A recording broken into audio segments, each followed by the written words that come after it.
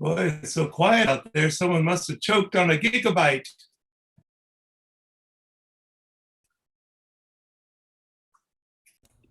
Anybody Good morning. unmute themselves? Good morning. I'm just getting the live recording started. And it is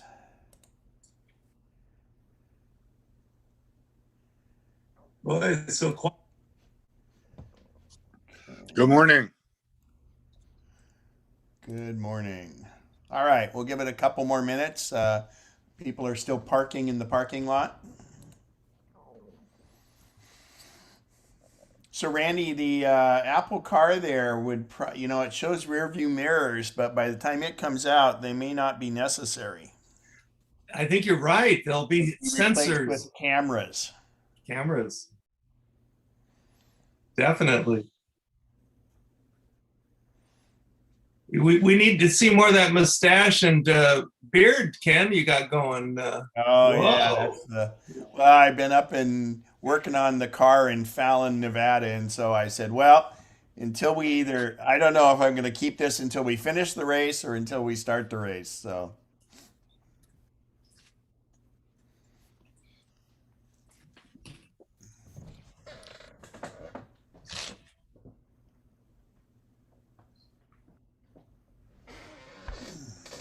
there we go. Now we see more. And the crowd goes, ooh, ah. Less. Well,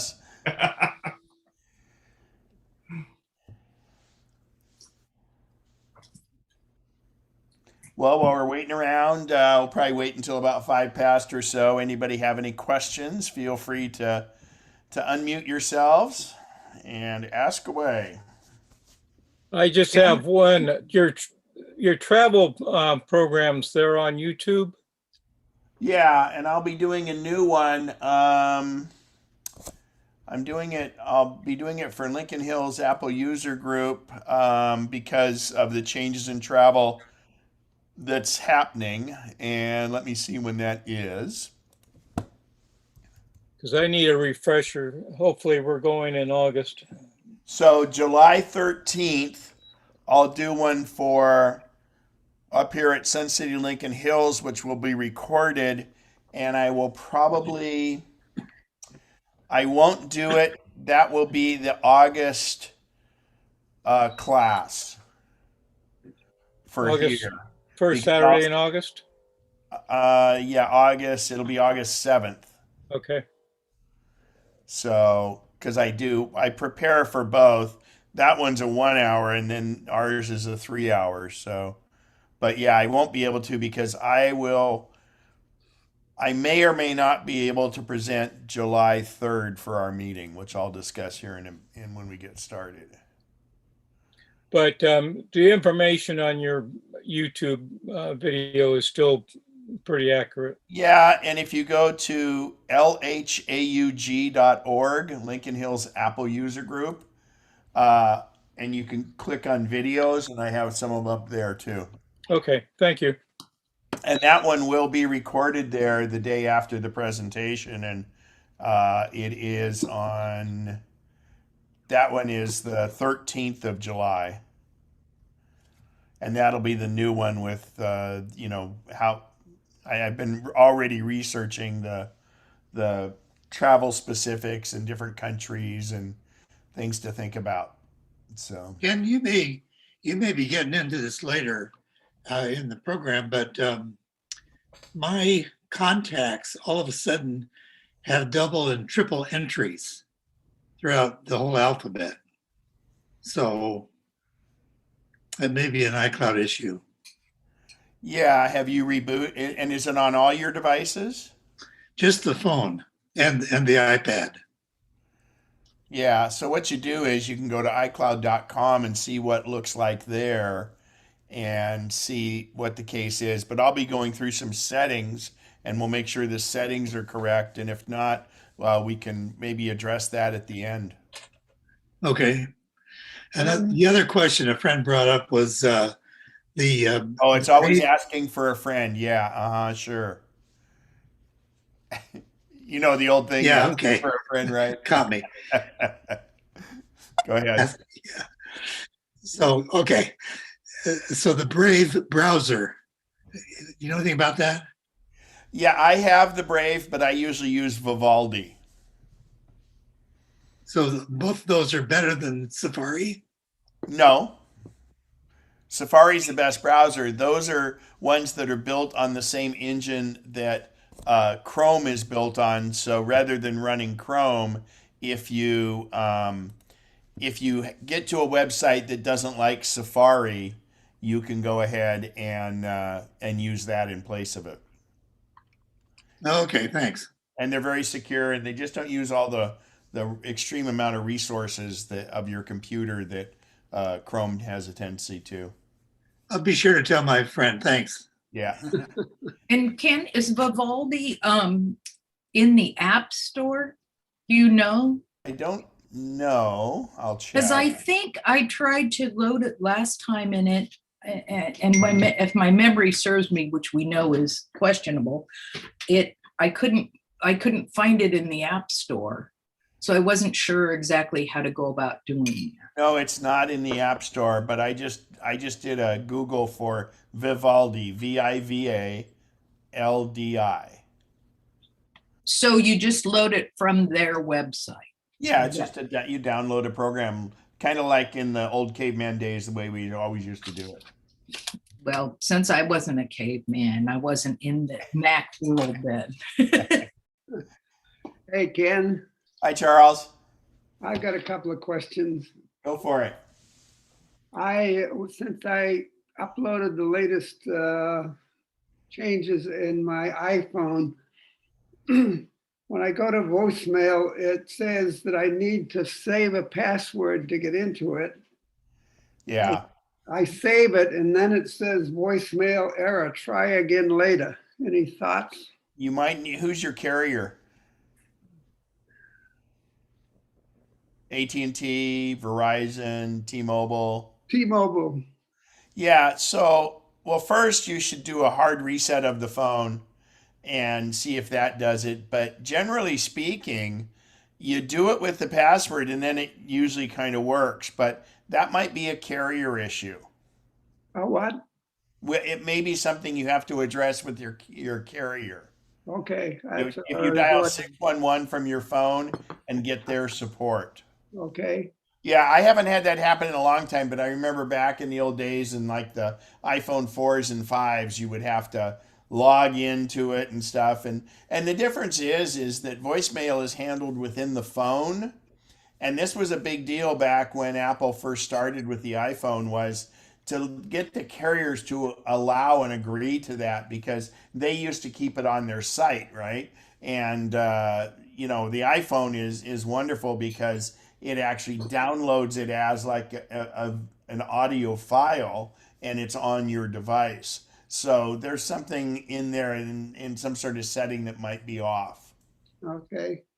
One other question. Sure. When I download various things on my Safari, when there are frequently, when there's a picture, it shows a question mark rather than the picture. When you download a picture? I get an email with a picture on it and it has a question mark rather than the picture. And other files, I do get the picture. Yeah, it's a preview of it. And that's only on your Mac that's a problem. Yes.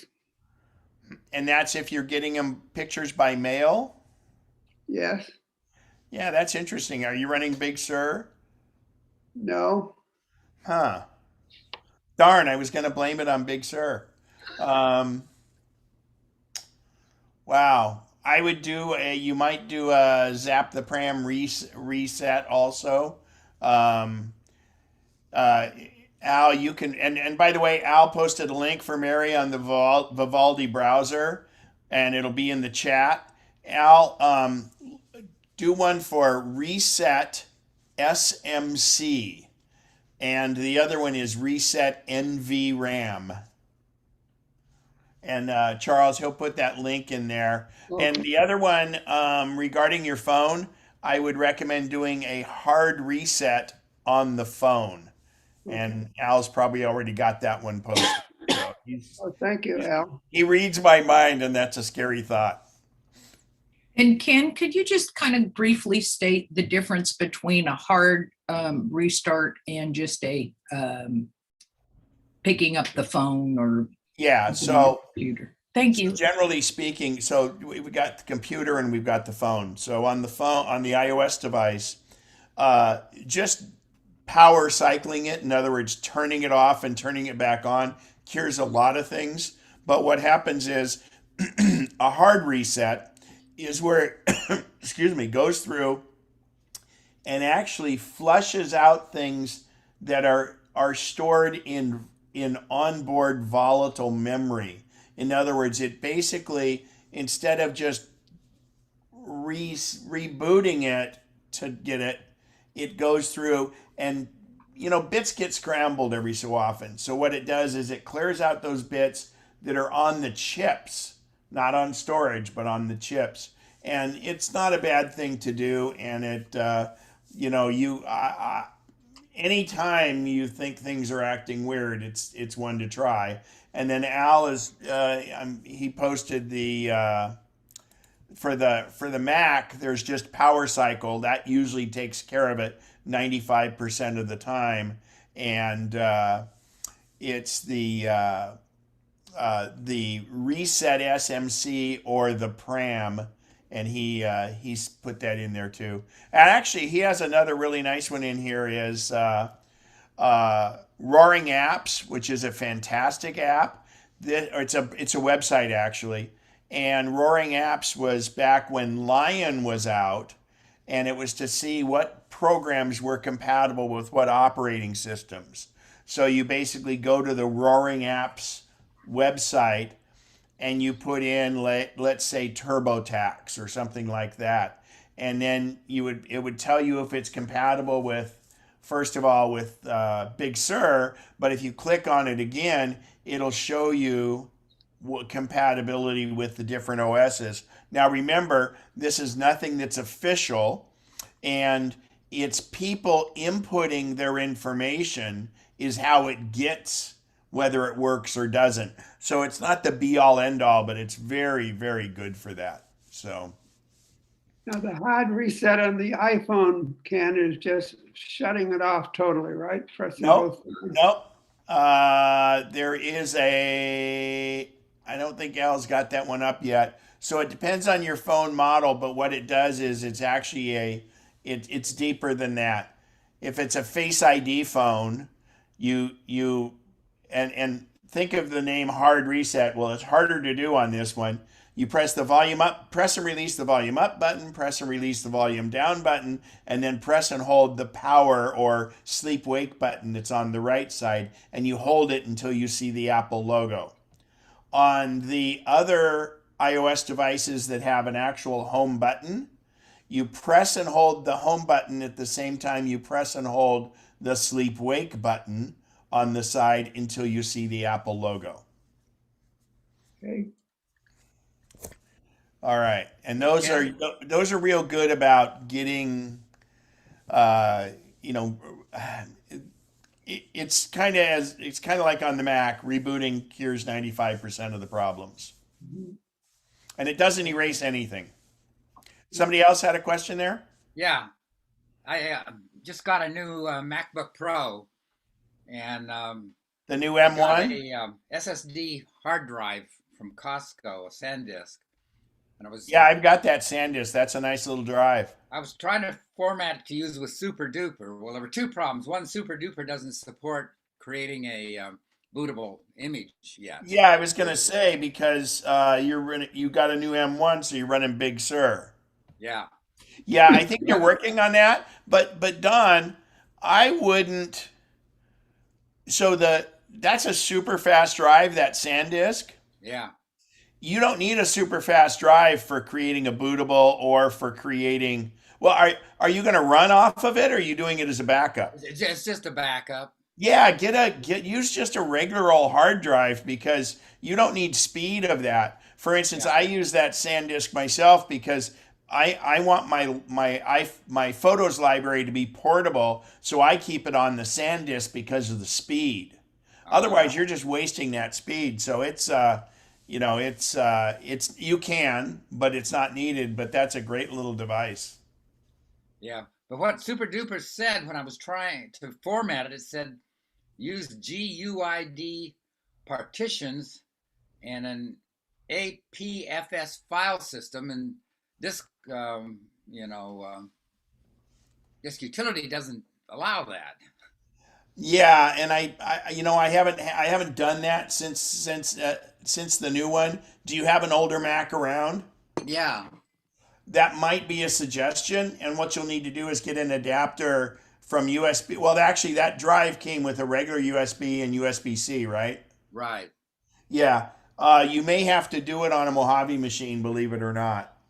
Yeah. Okay. And again, that's, I think, part of it being the M1, part of it being Big Sur. Yeah. I know when even I think it was Catalina, I ran into people who couldn't format their time machine drives, just little weird things like that. All right. Any other questions before we get Randy? Go ahead.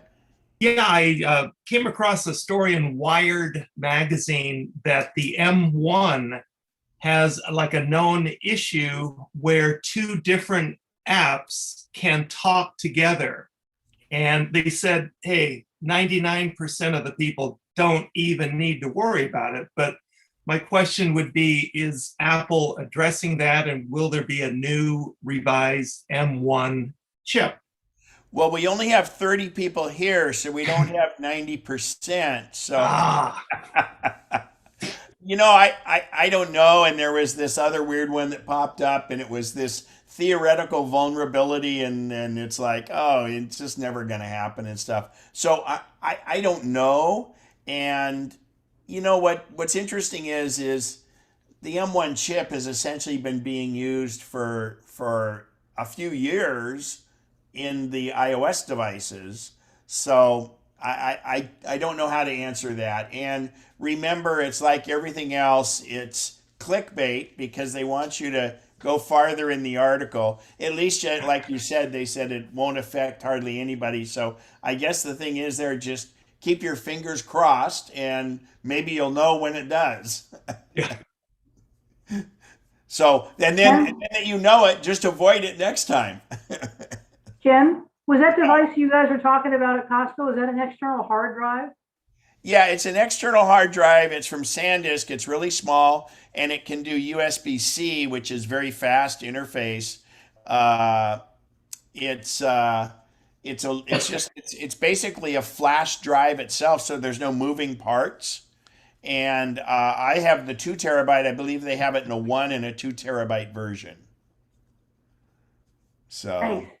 You bet. Barbara Moore, go right ahead. You've got your hand up. Go ahead and ask your question. That was me. Oh, got it.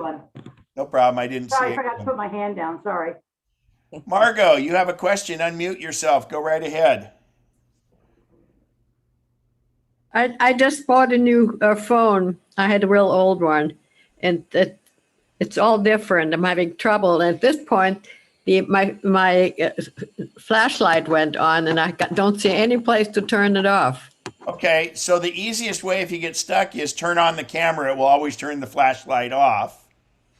But is yours a Face ID phone or a Touch ID phone? A touch. So you have a home button at the bottom? No, it's on the side. Okay, so then when you're on the home screen, if you go up to the upper right-hand corner of the bezel and slide down, you'll get to the control center where the flashlight is. All the way up, down. Up to upper right corner, go off the screen, and now just in the upper right corner, just slide down and you'll get control center. But otherwise, just go to the camera app and that'll turn your flashlight off. Well, that's what tell Siri, say, turn off flashlight. Yeah, that's what I thought, but I'm having trouble. Everything's different. Yeah, it just takes a little bit to get used to it on the new Face ID phone. Okay, I'll try. Okay.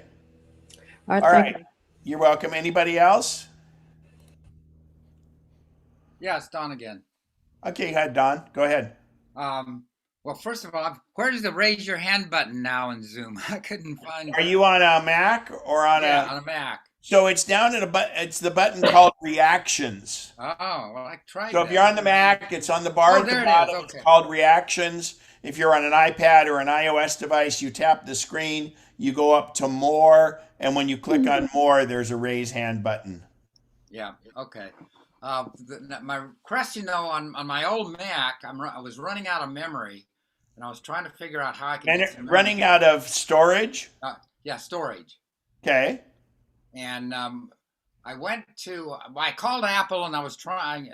I thought maybe my pictures, which I had on iCloud, but I had the little small versions, reduced versions. Right. The optimization. Maybe I could do something like that. And I looked in, about this Mac with the storage, and it says iCloud Drive is taking up half of my storage. And Apple had me do something that caused that to show up, and it's got iCloud Drive and then Documents. Well, see, your documents and your desktop folder can be stored on the cloud also. Yeah. And it does very much like it does with photos. It'll keep a thumbnail of the document on your computer and then keep the full version on the cloud. So that's a good way to maximize your space. But the other thing is if you go to About This Mac and click on Storage and click Manage, it will actually show you what's taking up the room. Okay. Yeah, so it has a separate category. In fact, let me show you that. I'm going to share my screen right now, because that's an important thing to be able to do. So go to About This Mac and click Storage. Hang on, I got to get the Zoom window out of the way here. And when you click Manage, it'll give you what's taking up the room and what you can do with it. And it takes a little while for it to fill in.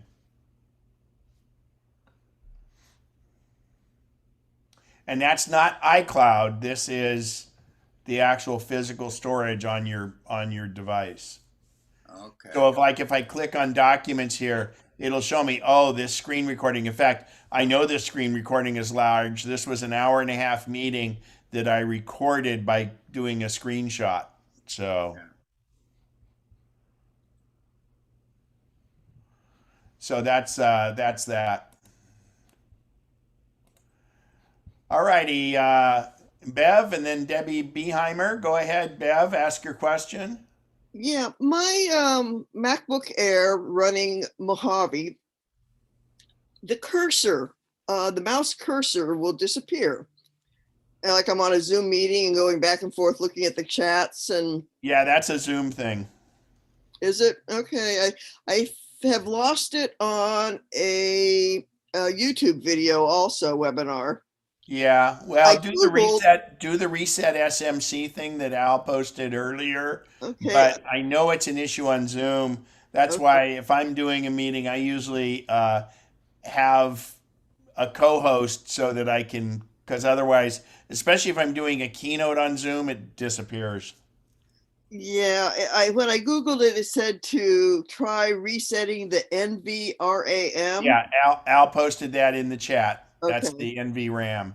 Okay. It's the old Command Option P and R. Yeah, and I did try that. It'll be interesting to see if I don't lose you. And it's annoying because I have to close the lid and then I lose the Zoom and then log back in, and so. Yeah. Yeah. All right. Good luck. Yeah. Thanks. Debbie Beheimer, welcome. Go right ahead and ask your question. When I'm on YouTube and then it's running and I just pop over to check to look at my mail. Right. And then I go back to YouTube, I lose the volume totally. And And how do you cure it? Does it mute YouTube, or does it mute? So YouTube could be muted by the software, or it could be your speakers get muted. I've checked my speaker and it's totally all the way on full volume. Okay. And the way I'm dealing with it is I'm turning the phone off totally. Oh, this is on your phone. Yeah, I'm sorry, it's on my phone. Oh, okay. Don't they I get a would new do phone? the hard reset of your phone, but Okay. I think that YouTube in iOS, I may be wrong, but in iOS, unless you can have picture-in-picture enabled, YouTube doesn't play if you go do other things. Okay. Does it pause it? No, it doesn't. Yeah. And then that's I'll go weird. to another YouTube, like just see if it's that one, and it'll do all the YouTube choices. You can see all the movement, but the volume's like there's no volume. Yeah, that's strange. If you have a set of Bluetooth headphones or something, see if that happens. I would imagine you'd get the same result, but yeah, I don't know. I know there's a way to do picture-in-picture with the YouTube, so but Okay. try the hard reset of the phone. That's always one to see. Okay, thank you. Great. Good questions, everybody. Anybody else? I mean, we've got time, and when I'm doing the presentation today, we have plenty of time that we will do questions as we go along. So the protocol for that is, and Al and Lisa will help because I made them co-hosts. If you go on the Mac, you go down to reactions and click raise hand. That's one way to get your hand up, and I or them will try to acknowledge you. On an iOS device, you tap the screen and go up to the more in the upper right corner and tap that and then say raise hand. The other thing is you can put a message in the chat, and Al is monitoring that. And actually, as we go along, the amazing thing is Al will be putting in links to the things that we're discussing. And at the end, that will be available. And then when Bob sends out the email blast, it's in a PDF. And in that PDF, all the links are clickable. So Mary has her hand up. Go right ahead, Mary. Unmute yourself. Yeah, I just had a little find of a device that has helped me, and I thought I'd share it because for those of you who have like lots of cords, and I got to put my router, I found this little, it's like a tray that just sits on top of the computer, and Hold then it in front of you. It's in the blur. Oh, sorry. Well, let's unblur. Well, yeah. Anyway, it's a tray. See, and you just put it on top of your computer, and then like I can put my router up there, and all the cords go behind my computer into the desk well instead of all over. Did you get that off Amazon? Pardon? Did you get that off Amazon? No, I got that at Food Market Bargain Store, whatever. It was $7. Wow. And it really keeps all of the, because I have a well in my desk, and I think some people may have that, but it keeps that stuff nice. So I just thought I'd share. That's all. Oh yeah, cable management. I have a couple of those. Is big. Oh, you do, Al? Yeah, I've used them to actually on the fly put a sound bar above my TV monitors and stuff. You know, they're pretty versatile. You know, anything that you may need to, in close proximity to your TV monitor or whatever. They're pretty robust and stuff. They make them smaller or larger, and on some of my larger TVs, my soundbar was so long I needed to have one at each end of the TV so it'd hold up the 35-inch long soundbar. So pretty versatile. Yeah. So after class is over today, Mary and Al will be starting the home shopping network with all their, Sorry about that. all their little. No, that's fine. No, that's what it's all about. It's all sharing on that stuff and what works and what doesn't. I do remember one like that from a long time ago with my CRTV. or it was the old cathode ray tube TV, CRT TV, that there was a shelf you could do on it and had supports and stuff. Well, That's just a right. caution, if you do it, it can go right over the camera spots. So it might take you a minute to figure, to kind of go, oh no, I can't use the camera. It's broken. So Yeah. just a caution. Anyway. Great. All right. Thank you. And any other questions before we go into the presentation? Again, like I say, feel free to ask questions as we go along, because I've got plenty of time, and there will be regular Q&A available at the end also. Ken? So, Ken? go ahead. How do you feel about using VPN? VPN, virtual private network. There's a couple reasons to do virtual private network. One is if let's say you're traveling in another country, but you want it to say you're in the US so you can access Netflix and things like that. What a virtual private network is, to explain it, it's a tunnel basically.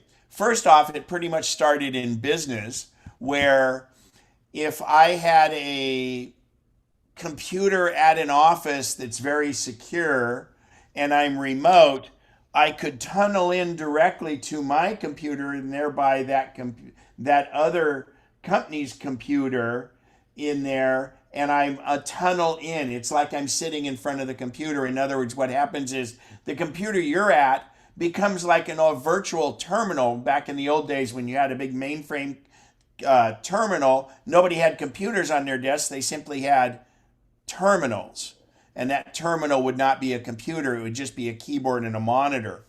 So that's how VPN started with that, and that still works in business quite a bit because there's some inherent security in that.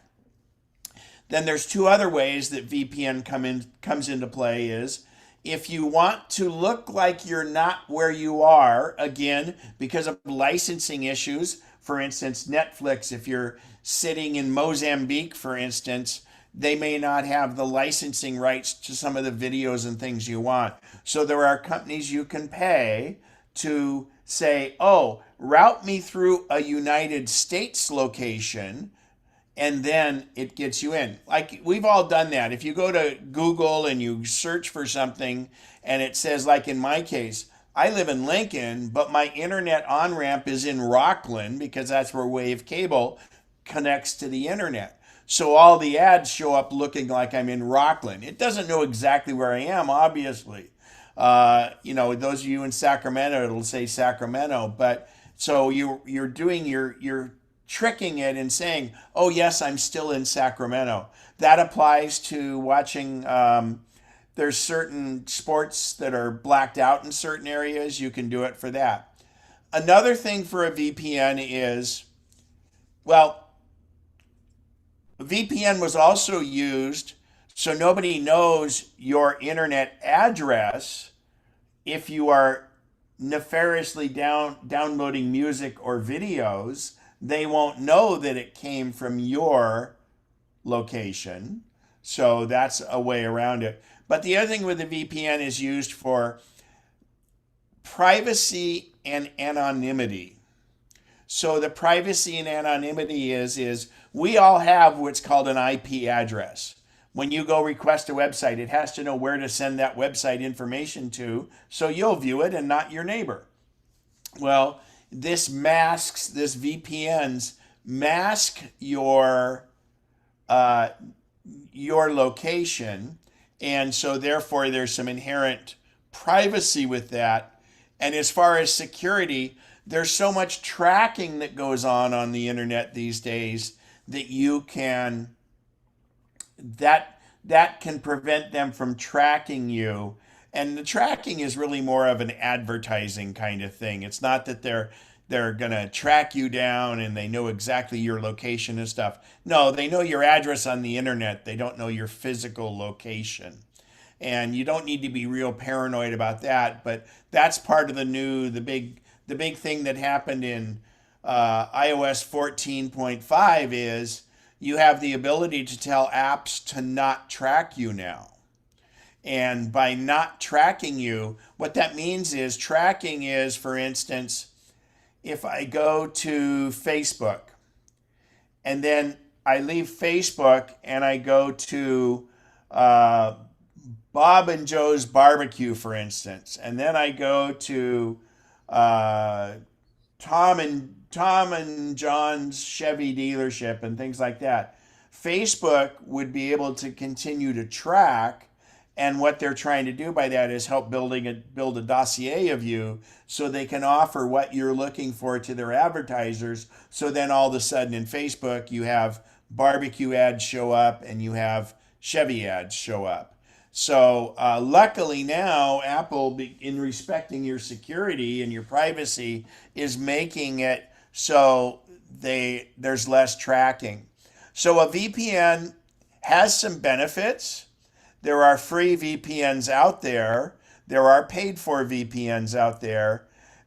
And they do take a little bit of configuring to get them how you want. Charles, you asked the question, is there a particular reason you were asking about it? I was just thinking about added security. Yeah, we're on a Mac, so we're pretty good. It would put and again, when you say security, I think it's a little bit more towards privacy than security. But yes, there is some inherent security on there. But as I did in the last presentation of the Don't Worry, Be Happy, we're on Apple products, so we're pretty darn impervious to most of that. And again, where you choose to get on that security versus convenience factor. A good VPN won't slow things down, but they can slow things down a little bit because it's another pathway. I had one that I used called, it's a very good one, 1.1.1.1, and it's by a company, Cloudflare, but I was having connection issues, so I disabled it. I don't know if they fixed it, so I may turn it back on, but I don't feel like I'm wandering in the woods with no clothes on at this point, so it's really not bothering me. But there are some functions and reasons for it, and I'll put some links about VPN in there. Thank you. Thank you, Charles. Barbara, go right ahead. Yeah, while we're on the subject, could you explain exactly what Signal is, what it does, and when you might or might not want to use that? Signal? Yes. I'm not too familiar with it, but I believe Signal, from what I understand, is a fully encrypted end-to-end way of communicating. And what that means is that it's an app. Both people have to have the app. And when you communicate on that app, no one can find out what you're saying or doing. And realistically, Apple's iMessage, the blue messages, are the same. They are completely encrypted end to end, and no one can get in there. So it's a way of messaging, but both the people on both ends have to have Signal. There's another one called Telegraph that's that way also. Okay, thank you. I think it's Telegraph, or not Telegram, but I believe it's Telegraph is the other one. Great questions, everybody. All righty, so I'm going to get into the presentation here. All right, so I got to start off. So I've been spending a lot of time up in Fallon, Nevada, preparing for, it's called the Great Race, and I encourage you to go to greatrace.com. I'll be doing updates along there. This is a world-renowned race. They do it every year, except last year. They do it every year in different parts. It's been through California a couple times. It used to be a coast-to-coast kind of thing, but now they're doing it as smaller events and doing it in this case, it's a 9-day event. It's cars from 1900, and the newest car would be all the way up to a 1974. The older the car, the greater advantage you get in scoring. Now, this is not a speed race. They're called a time and distance rally. I know we have Keith McMahon on here who used to participate in those a lot. And a time and distance rally, in essence, is there's a set course, and you don't know the course ahead of time, and it's not on a map. It's simply turn by turn by turn directions. And there is an optimum time that is calculated, and it's how close you come to that optimum time.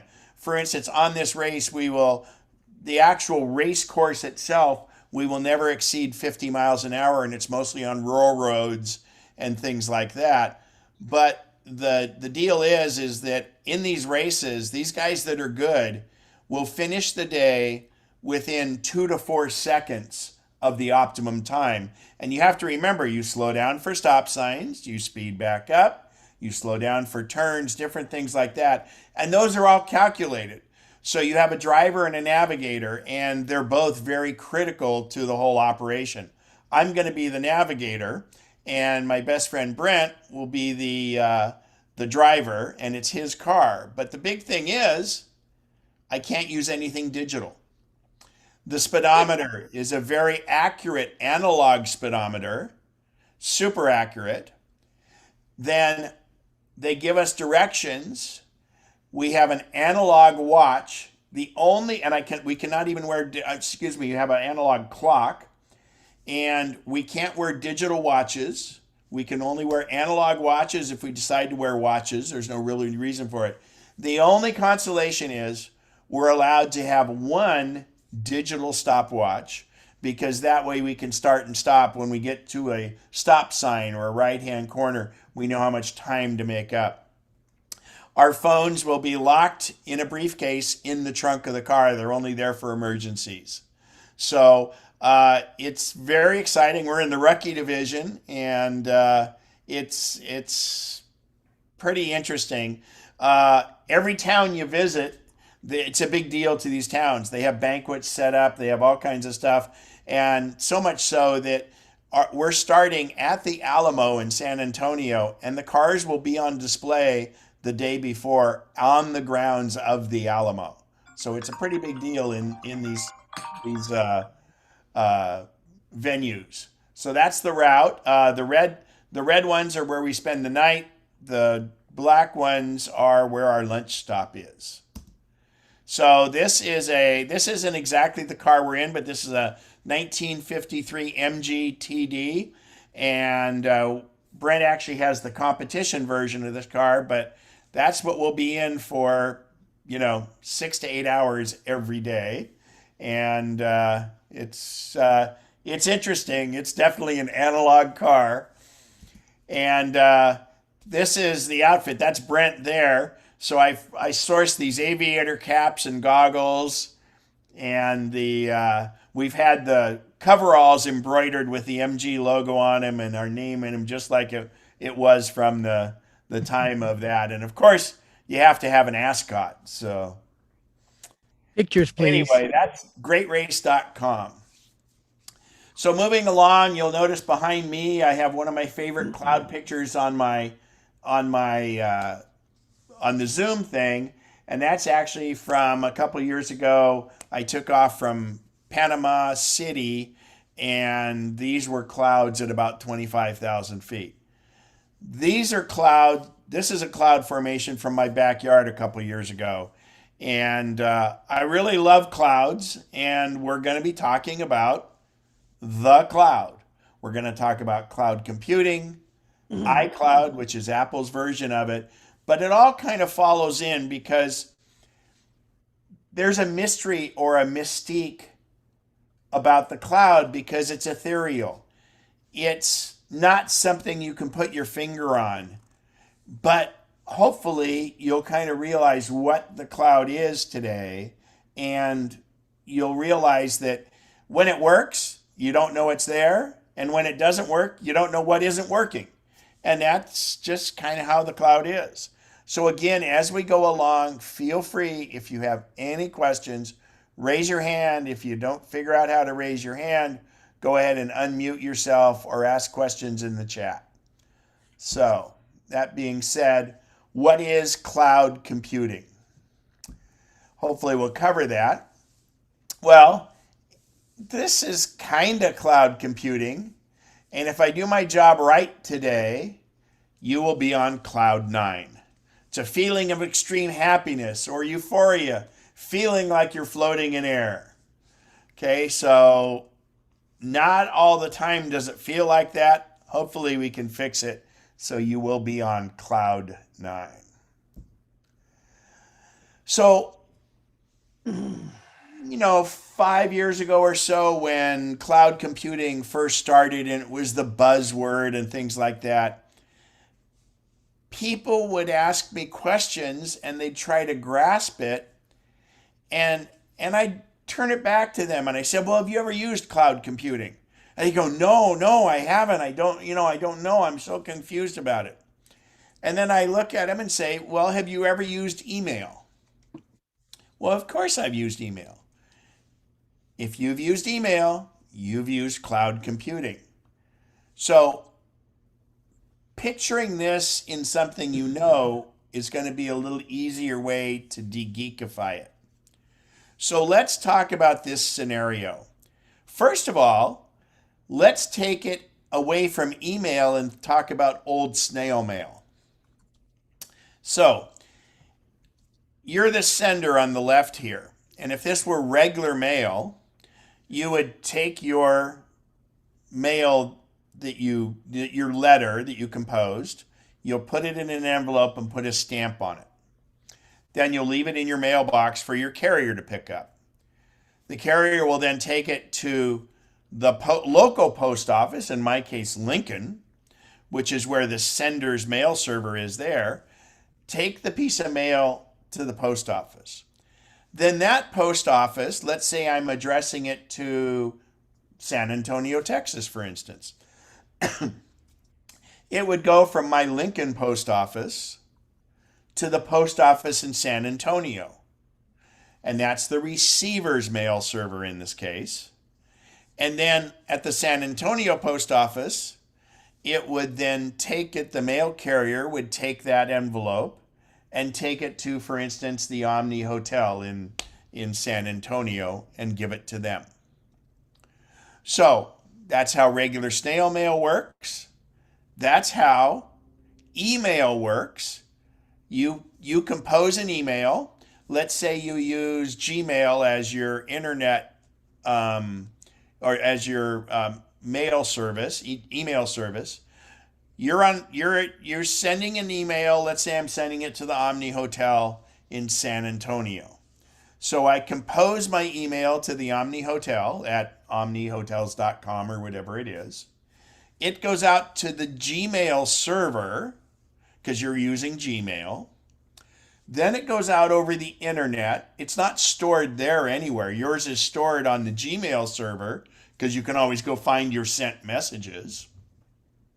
It goes out over the internet, and over here at the receiver, the Omni, not at the hotel, but let's think about it that way. Basically, their mail service is hosted somewhere. So it goes to the receiver at the Omni Hotel, and then it goes to the reservation desk who picks up that mail, and that would be the receiver. So those two mail servers along the way, the sender and the receiver, are in the cloud. You don't know where they are. Apple, for instance, if you use Apple Mail, up east of Reno, east of Sparks, Apple has this huge server farm where iTunes, Apple TV Plus, all that other stuff, it's this huge server farm up there, and Apple has those scattered across the country. That's where these cloud computing is. And in the cloud computing, there's redundancy. It's not just in one location. They actually spread it across the country. Google has servers all over the place.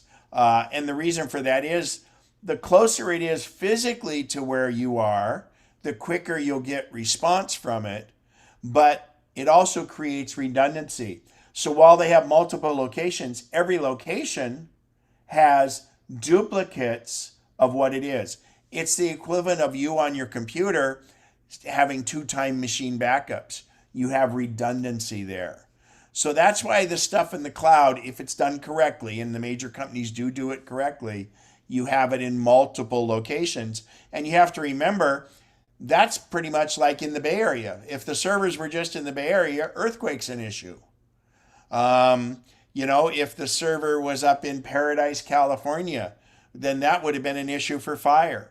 So you have these scattered around places because you could have power outages. Most of them have their own, huge server farms have their own backup power supply. But all the cloud is a computer that's not at your location. And we can go back to the old days of in an office when you had computer terminals and there was a big mainframe in the quote computer room that was temperature controlled and all that. That was kind of the cloud. Those people didn't have to go in and get in front of that computer. They were hooked to it. So that's the cloud. Now, I tried to de-geekify it, but at this point, I want to make sure it's clear how, not how we configure the cloud, but the concept of what the cloud is. Just a computer that might be up in the sky, but it's probably, if it's an Apple one, you're communicating with it in Sparks, Nevada. So any questions on that as we go along? Because that's the concept, and it's important that you grasp that. Great. Either it's really muddy or everybody got it. So Apple branded theirs years ago, because everything Apple has to be I. They call it iCloud. Now, yes, you can get an iCloud email address and stuff, but Apple's iCloud is a way to, I think what it does is it makes it less intimidating because it kind of gave it a name and you know it's Apple. Well, it again is, and think of it this way, excuse me, on Apple's server, you have an iCloud account, and what it means is you have a special little spot that is your space for your information. Think of this as a remote storage space. It'd be like when you can pay these backup companies like Backblaze or something to back your computer up to their location. Well, iCloud is not a true backup, but it's storage and syncing, and we'll go through that. So here, if you go to iCloud.com, you can do it on your iPad or on your Mac. You can't do it on your phone to get to actual iCloud.com. But if you log into iCloud.com, you'll see this, and it's actually looking right into the server, and you can see what stuff is there. Now, I would mention that in this discussion today, if you have an Apple ID that's your Gmail account or something that's not Apple, if it's the only time we're talking about mail and cloud and Apple's iCloud is if you have a Mac.com, a Me.com, or an iCloud.com email address. So it's a little different than the cloud. That means you're using those for your mail. You could also use Gmail or something else, and this wouldn't include your Gmail. So mail will only be in effect if you're using, if your Apple ID ends in Mac.com, Me.com, or iCloud.com. Otherwise, forget the mail portion of this. Okay? So you can see everything's here. It says pages, numbers, and keynote. So the nice thing is that if you have it set to default, for instance, I was doing a presentation and my computer crashed when I was doing a video. I was able to complete that presentation by pulling it up on my iPad because it was stored in the cloud. In the lower right, you'll see Find Friends. That's a thing you can do. You can enable to find other friends. That's not necessarily stored on the cloud. And the other one is Find iPhone or Find Your Devices. This is a pathway to it because you want to be able to check that from a computer. It'll show you where all your devices is. You have that same thing on your iOS device where you can say Find Phone. So again, you can get here by going to iCloud.com and signing in with your Apple ID. And this will be what is stored. For instance, earlier, someone mentioned they had triplicates. I recommend in his contacts. So I would recommend you would go right here and see if there's triplicates on the cloud. And if there's not triplicates on the cloud, that means it's probably the device. So again, iCloud.com. You cannot go to iCloud.com on an iPhone. You can only do it on iPad or a Mac. But obviously we use iCloud built into the system. So I said that iCloud is not a true backup. It is a backup for your iOS devices, but it shouldn't be treated as a backup for your Mac. And I'll tell you why in a minute. It'll hopefully be a little clearer. So let's talk about the functionality of this. You saw the diagram earlier of how mail works. It goes through the servers, etc.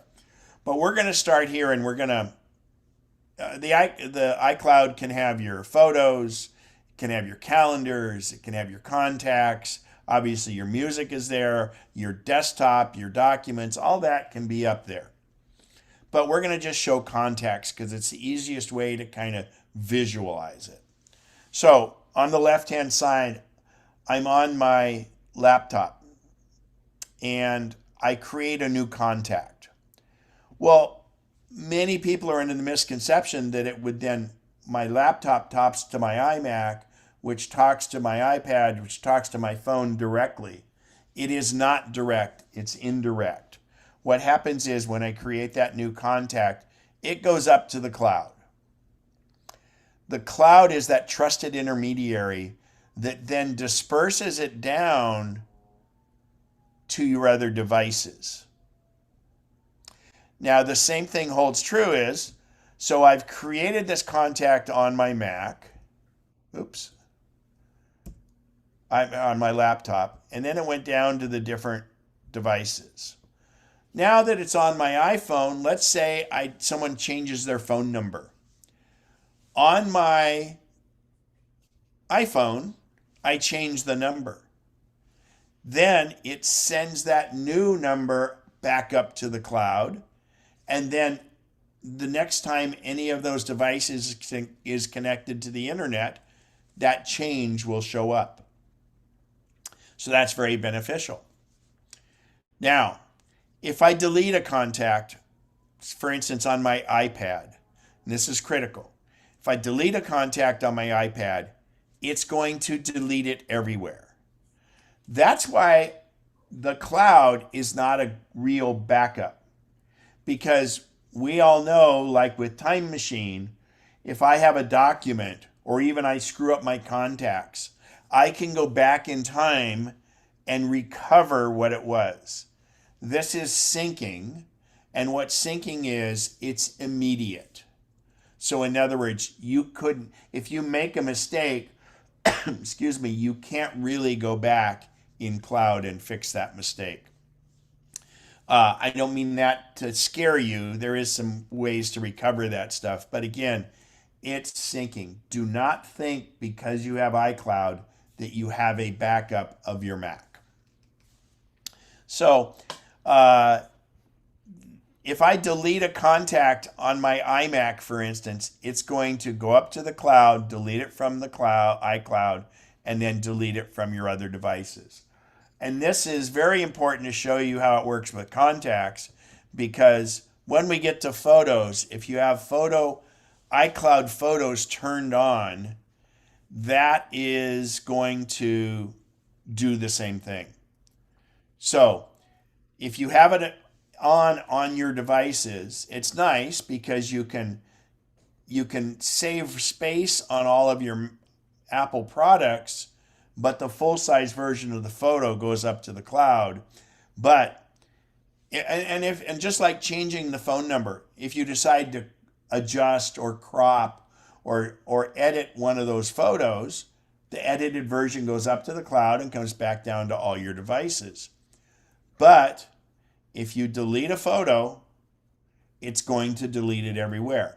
You do get a 30-day buffer on that. It goes into what's called recently deleted. So again, think about it like contacts. If you delete a contact, it's gone. If you delete a photo on any device that's synced with your iCloud photos, it's going to delete it. So only ever, ever, ever delete a photo you never, ever, ever want to see again. Keith, go ahead with your question. Need to unmute yourself. If you have an image in Photos and you modify it somehow by cropping it, or you change the exposure or whatever you're going to do with it, and that gets sent to all the other devices, can you go back to the original at any point? Is it, or is it destructive editing? No, great question. It's non-destructive editing. So if you're using Photos or any of the add-ons to Photos like Affinity Photo or Luminar or any of those, if you're using your photo library, always in your Photos library, you can go back and say revert to original.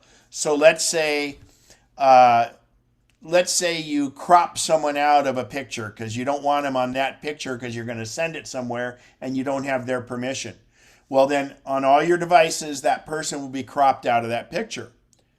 Then you've sent that off and done whatever you want to do. You come back and say, well, I want that whole picture because it shows the background and, you know, we were doing these things together.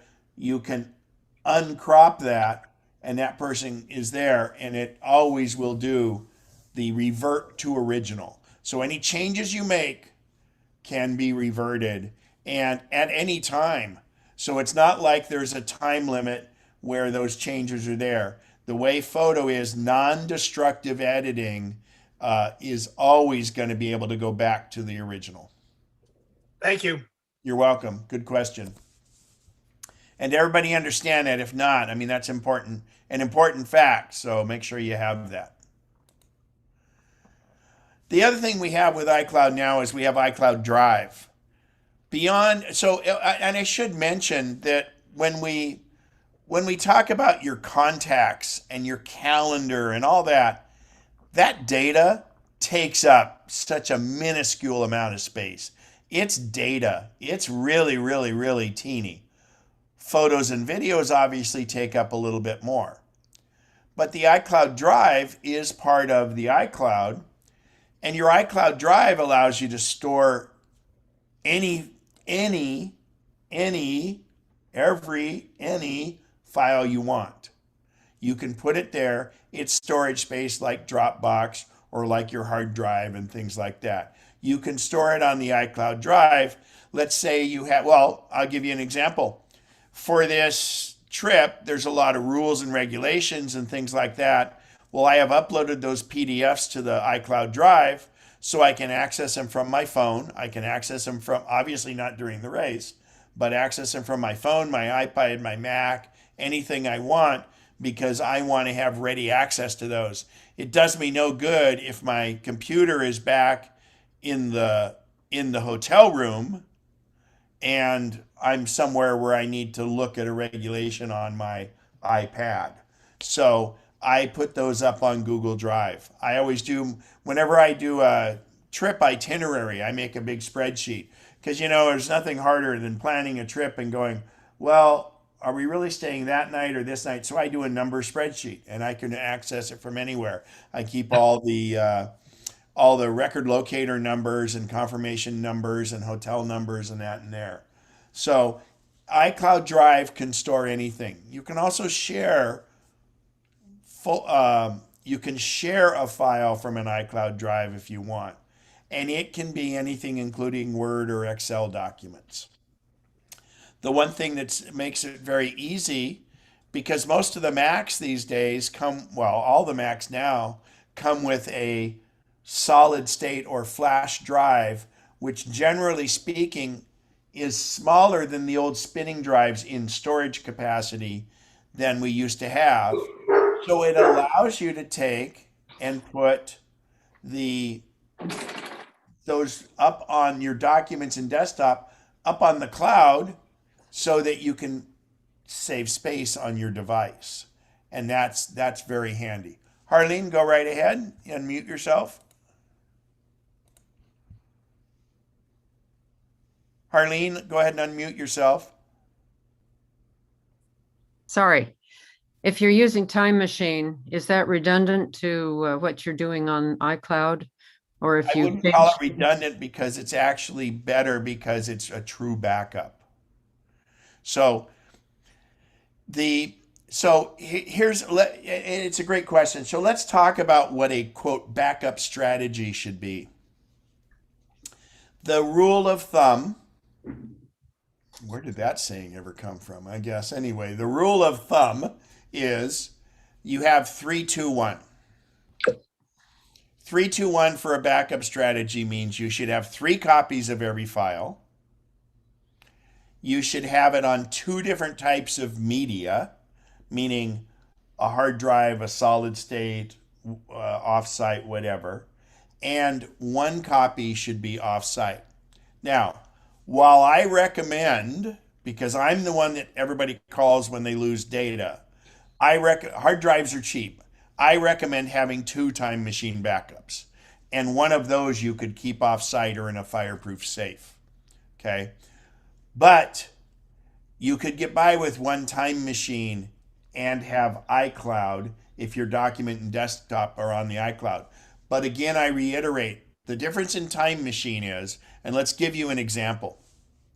It's probably the easiest way. So let's say you're out in your garden. It's not 95 degrees like it's going to be today, but you're out pleasant in the morning. You're taking pictures of your roses, and the neighbor's cat goes by, and you get a fleeting shot from your iPhone of your neighbor's cat. And you don't really particularly like your neighbor's cat, but you thought it was cute. Well, you look at it for a while, and you've got the neighbor's cat, and you go, well, I need to clean up space. I love my roses. Okay, I've got my pictures of my roses. So at some point, you delete the picture of the neighbor's cat because you're not enamored with the neighbor's cat. It might have been a little blurry. It wasn't a full, beautiful photo of the cat. So that's after you've had it 3 months. Then 6 months later, your neighbor comes over and says, do you still have that picture of my cat? My cat has gone missing, and I need to make a lost cat poster. Well, if you have Time Machine, you could lie to the person and say, no, there's no way I can ever get that photo again because that cat's been pooping in your backyard and you really don't want your neighbor to find the cat. Or your guilt will get to you and say, yes, I can go back into Time Machine and recover that photo of the cat, and you make the lost cat poster.